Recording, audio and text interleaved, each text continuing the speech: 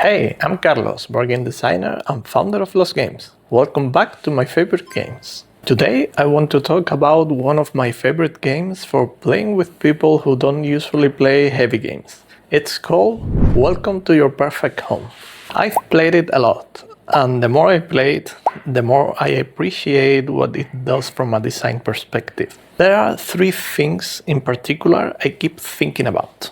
That's what this episode is about. And just so you know what this series is about, my favorite games is not about the games I rate highest. It's about the mechanics I find in these games that makes me keep coming back to them. No scores or ratings, just the design ideas worth thinking about. The premise is simple.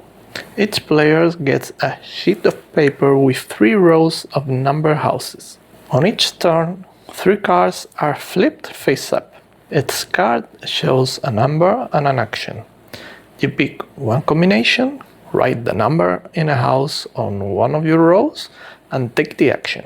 Numbers have to go from low to high along each row. That's the constraint. You have to fit each number into a row where it makes sense.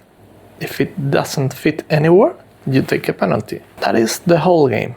One sheet of paper per player, deck of cards, no board, no tokens, no setup time. First thing I want to talk about is how the games run. Everyone plays at exactly the same time. The same 3 cards are available to every player on every turn. This is one of the best decisions in the game. There is no downtime, no waiting for someone else to finish their turn. Everyone is making decisions at the same moment. And here is the interesting part. You all have the same options, but everyone ends up with a completely different result. Same inputs, different strategies, different scores. That is hard to achieve. Most simultaneous games end up feeling random or too semi. Welcome to makes the simultaneous structure feel intentional.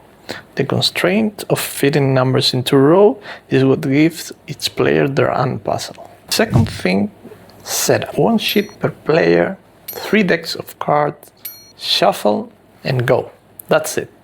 You can be playing in 30 seconds. For a group that includes people who don't usually play board games, this matters a lot. If setup takes 10 minutes, you lose half the table before the game even starts. Welcome to removes that problem entirely. It is one of the things I think about more and more as I work on my own games. How fast can someone get it to the actual experience? Every minute of setup is a cost. The third mechanic is the one I think about the most. The game can end in 3 different ways. Any one of them can trigger at any moment, and no single player fully controls when it happens. This creates a kind of tension that is very hard to generate any other way. You're always asking yourself, is the game about to end? Should I rush my strategy or keep building? Is another player one move away from triggering the final round? That uncertainty stays live the entire game. You never fully relax. You're always reading the table. This is something I am actively thinking about for the game I'm developing right now. A variable endgame changes how every single turn feels. It adds pressure without adding complexity.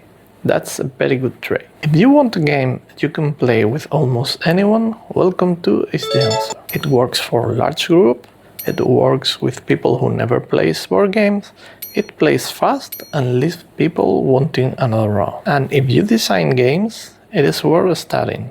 3 ideas done very well. That is not common. The Board Game Geek link is in the description. The 3 ideas I talk about, simultaneous play, the fast setup, and the variable endgame, which one do you find the most interesting in the game? Leave a comment, I read all of them. Subscribe and hit the bell for new episodes every week. I see you in the next one.